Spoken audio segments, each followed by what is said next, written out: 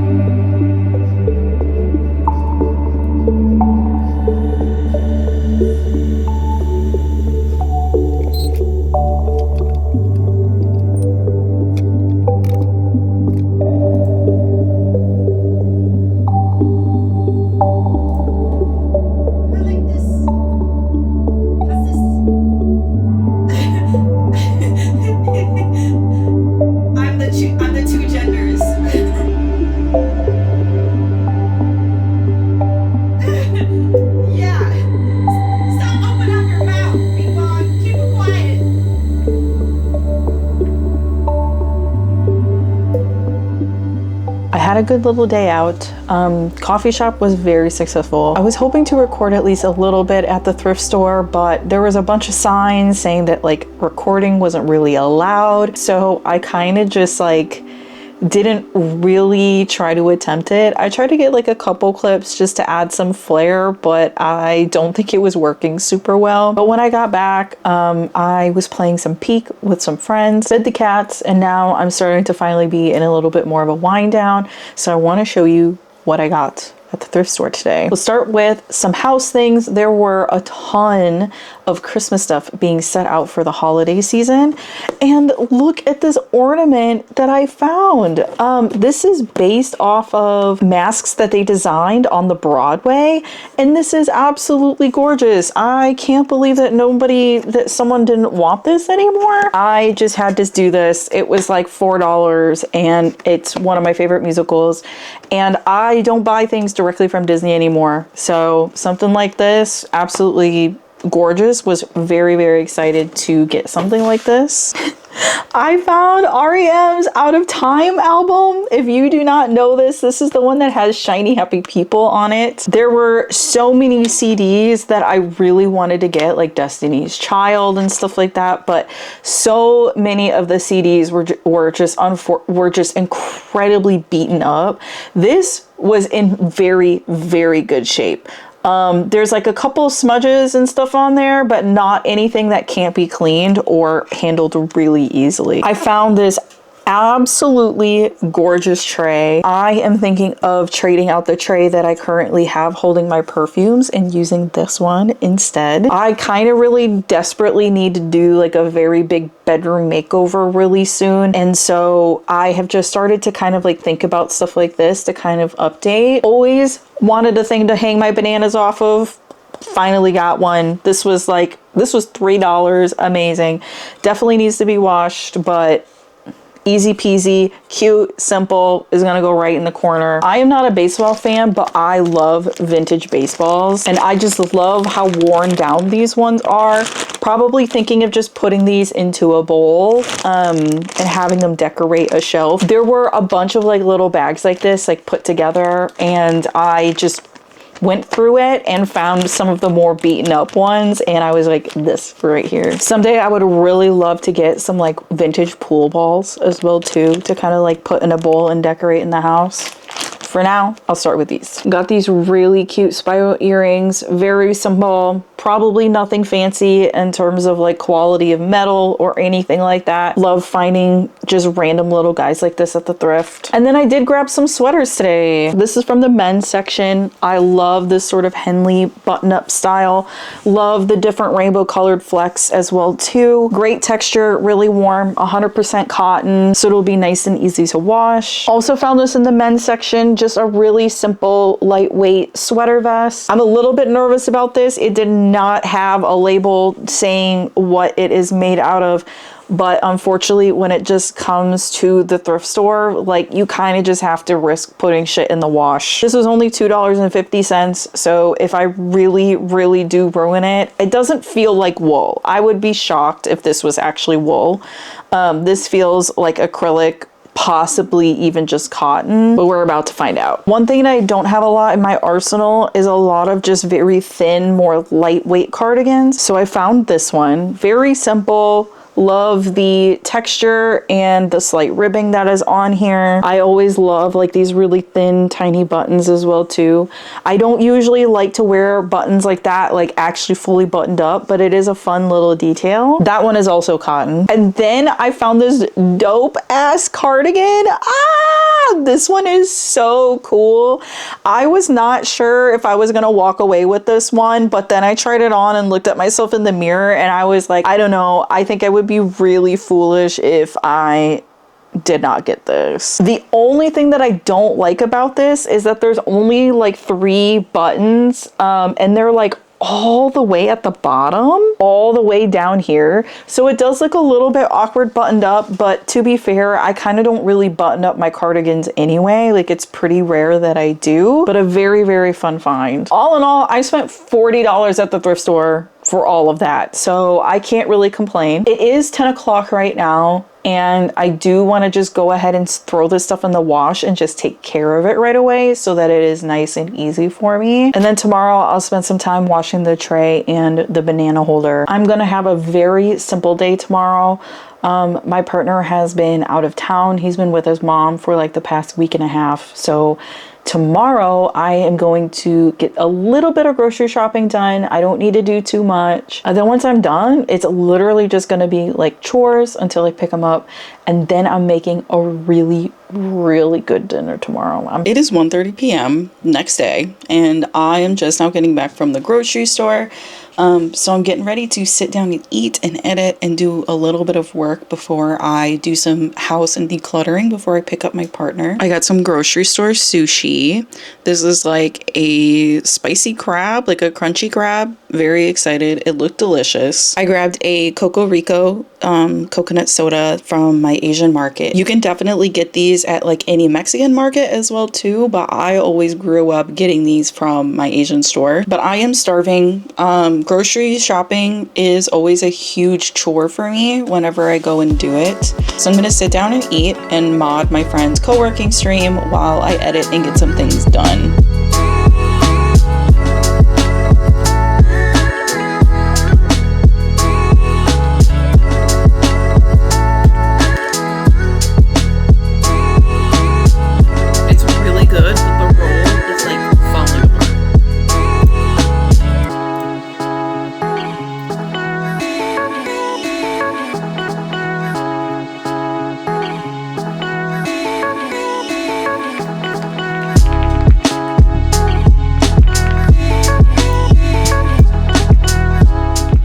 While I was at my Asian market, I found these adorable mini mochis, taro flavored. Yes, I did buy these simply because of the cinnamon roll packaging, and I have no shame about it. Also, did you notice I'm in my new sweater today? Washed them right away last night. Perfect, they dried, everything turned out perfectly. Even the sweater vest that I was a little bit worried because I couldn't find a care label on it, but I was a smart cookie and I could tell it wasn't wool, and I was so right about it. Never felted, didn't shrink, it was perfect. But it is so Midwest core, like when I wear this, just imagine me like also putting a flannel on top, because that's basically what I looked like today. Anyway, enough about that. I'm ready to try one of these. They smell really good. So it just comes in a little package like this, it looks like. On the other side, it just says not for individual sale. The packaging does say, caution, please do not swallow it whole. Chew carefully. So this is what it looks like. It's kind of not your typical mochi treat, I want to say, where, you know, like the outside is mochi and then the inside is like a filling. I think that these are just literally like the mochi dough and then its flavor. That is what this is feeling like to me. I was wrong. There is a tiny bit of filling here. Honestly, not bad. It does say artificially flavored, and I will admit, I feel like I can tell that. But honestly, like, it's not the worst thing in the world, because let's be real, like, one of my favorite flavors ever is blue raspberry. That's not a thing. Not bad. A cute little surprise.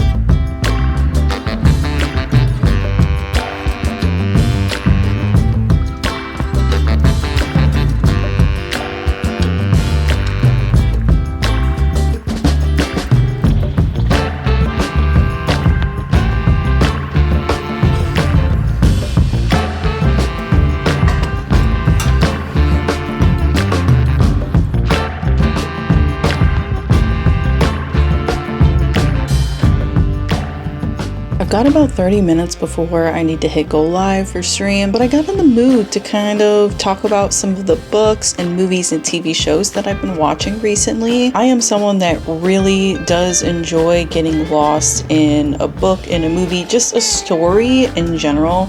I love playing pretend, I love daydreaming, I love just thinking about the world and humanity and things like that in general. And I really want to improve my language, or like my ability to talk about some of the things that I really enjoy. And I feel like I've already started to kind of improve that a lot more recently as I've started to like stream and vlog, but I just want to keep improving at it. Not necessarily to a point where I'm like sitting there and having like a full video essay or things like that, but I genuinely do love talking about like books and movies and TV shows. And I just, again, I'm gonna keep repeating myself, but I just want to be able to improve how I talk about it. I have been really inspired lately by two vloggers here on YouTube, Lauren Louise and Anais Lore, who both do such a great job at speaking about books and movies and TV shows that they've been watching recently. I will say I think both of them lean a little bit more towards talking about books more than anything. The inspiration still stands. I like the way that they speak about the things they're consuming. Let's talk about books first. I'm a big lover of horror. Geez, I love the horror genre, but I really need to speak that word a little bit better. I'm a big lover of horror. I enjoy it all year round, not just during Halloween or the fall, but it can't be said enough that this is just kind of like the perfect time of year. And last month I finished two that could have easily been kind of like part of that vibe. I finished The Eyes Are the Best Part by Monica Kim. This is a story that does deal with cannibalism, so know that going into this one. But Ji-won, the protagonist, her family is recently kind of like lost their father because he cheated on his mom with another woman and basically went and started to have a separate life and then chose to leave his family behind. Her mom starts to date a white man that unfortunately fetishizes a lot of Asian women and Asian cultures just in general. He's creepy, he's sexualizing younger Asian women while also just doing really obnoxious things like appearing to be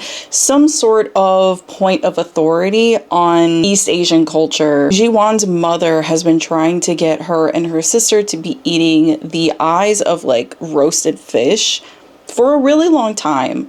It's sort of kind of set in their culture, it's a Korean household, that the eyes are the best part, they bring you luck, etc. And one night, Ji-won just decides she's going to try it, and before you know it, it creates a insatiable hunger for blue eyes, which the man that her mother dates has blue eyes. It is definitely a grotesque story. It has a lot of pretty graphic details involved in the story, but ultimately it is a book that is about female revenge and the fetishization of Asian cultures and the women in those cultures. Not going to be a book for everyone, I will say that, but I absolutely loved it. I finished it, no joke, within like a day and a half to 2 days. I do think that the ending of the book was a little bit predictable and the story ended, in my opinion, maybe a little bit too neatly, but overall was just a very interesting and very intense book. The insatiable hunger that Ji-won develops reminds me a lot of the movie Raw, if you guys have ever seen that, where you just sort of weren't craving anything, then you kind of eat something that triggers it, and then all of a sudden you just cannot stop obsessing. The other horror book that I read is The Unworthy. This is by Augustina Basterica. This is the same author as Tender is the Flesh, which I also read and did enjoy. This definitely didn't get as gross or as intense as Tender is the Flesh is, but it's still graphic. Like, it definitely still had moments you were like, holy shit. This is told from the perspective of a woman who is secretly writing in journals in a, I guess for lack of a better word, society, but you know, more of a cult, a quote unquote safe haven, from the fact that there is a horrible climate catastrophe that happened upon the earth, and so much of the earth is basically in turmoil. There's not a lot of food, lots of things are flooded, and this safe haven basically is mostly women trying to find a way to survive through the climate crisis. But unfortunately, there's a lot of religious undertones that actually has nothing to do with Christianity, which was very, very interesting. It was sort of a new founded religion in a way, but you learn about their life in there, how a lot of these women are trying to outdo one another, backstab each other. Some of them are actually like pulled into some of the like torturing acts of one another, and disguised as punishment, I might add. And it is just a really, really intense story about religion, trusting authority, or even questioning authority, talking about how maybe just because something is a safe haven doesn't necessarily mean it is the safest place to be. It's really intense and really puts you on the edge of your seat, because you never know who this character can trust, whether or not you can even really trust her. But I think it had so much more depth and nuance than Tender is the Flesh. And even though it was graphic, it was a little bit more subdued than Tender is the Flesh was. So I feel like I was able to really get another side and perspective of this author that I did not get in that first book. I do gotta say, I think this is my favorite of the two that I have read of her books so far. But it is such a great post-apocalyptic story, and the realities of just like what religion and what women kind of go through, and also put each other, or potentially can put each other through, just for the sake of survival. You gotta be a horror lover. Even if you are, I recognize that stuff like this is not going to be for everybody, but I love it. I love the way horror is just not afraid to kind of look at the darkest sides of humanity and sort of look at what's going on in the world, and using that as a frame of analysis and creative way to look at how we treat one another. I feel like I can't have a moment like this talking about movies and then not mention Guillermo del Toro's Frankenstein. This is incredible. Easily going to be one of my favorite films that I have seen this year. Just as a little aside, if you guys do want to discuss the movie in the comments at all, I do want to keep discussion about the book pretty minimal. One, I haven't read the book in a really long time, and I am getting ready to reread it really soon, and I don't want spoilers. But also, just in general, I'm a believer that film and books are their own art forms. And while they might take inspiration from one another, I am not someone that believes that just because you make a movie or you make a show off of a book that it has to be like a one-by-one adaptation. Like, I don't believe that. I am a firm believer that they are their own art forms, and that whoever creates those are going to have their own artistic vision. And I like to appreciate the art for the way that it's being presented to me as its own art. Victor Frankenstein, through the loss of his mom, becomes obsessed with creating life again and sort of like defeating death. And this is where he becomes and creates the creature, or the creation, however you want to call him. And the story becomes a bigger commentary on generational trauma, kind of like how sometimes in life all we want is to be seen, to be loved, and to just feel like that we belong in the world, and that we have a place that we can call home. And by home, I don't necessarily mean like physical home. I am talking about the people that you connect with. It was so beautiful, and I cried multiple times. I saw it 2 times in 1 week. I saw it once in theaters, and then I watched it two days later in my Discord again, because I was so obsessed with it and I couldn't stop thinking about it. The visuals are absolutely beautiful. The messaging behind it was so intense, and I feel like if you are someone that has like a very, very difficult relationship with your father, which I do think most of us do, I'm sorry dads, but it's true, this is going to hit you in your heartstrings. And I have to be careful about how much I talk about this because I can already feel myself getting choked up. And I'm like, I have streams soon. Like, I have to keep it together. I can't like redo my makeup. But it was so beautiful. And I could feel Guillermo's passion for this book, even though he did do a retelling like in his own way. For me, being such a Guillermo del Toro fan, it was so wonderful to see how much love he had for this film, and I could feel it in every shot. I could feel it in every dialogue, and I can really truly see how he took this story and how it was obsession his entire life, and how it informed how he became a director and how children were portrayed in his movies. Like, it was just such a beautiful thing to see. It was cool. Like, I feel like the movie meant so much more than just like, here's another retelling of like Mary Shelley's Frankenstein. That it became its own thing, and it was so freaking beautiful. I already want to rewatch it again now that I'm talking about it. Okay, last thing I'm going to talk about, and I gotta go through this quick because I'm already running like 5 minutes late for my stream. Just a couple of days ago, I started this show called Pluribus. It's currently streaming on Apple TV. It's created by Vince Gilligan, who is the same creator as Breaking Bad and Better Call Saul. I know a lot of you guys are going to know who this is, but the star of the show is Kim Wexler, or the actress that played Kim Wexler in Better Call Saul. It's very strange. I'm only 2 episodes in, so like, it's hard to describe. It is a new take on a post-apocalyptic story where instead of the world going into absolute terror, the world gets better. It's like everyone on Earth gets a virus that makes it so they all just become essentially like one hive mind and one unit to better take care of the planet and better take care of each other. The main character of this story, for some reason, did not get affected. Even though right now it seems like the world is better for it, she is very resistant to it.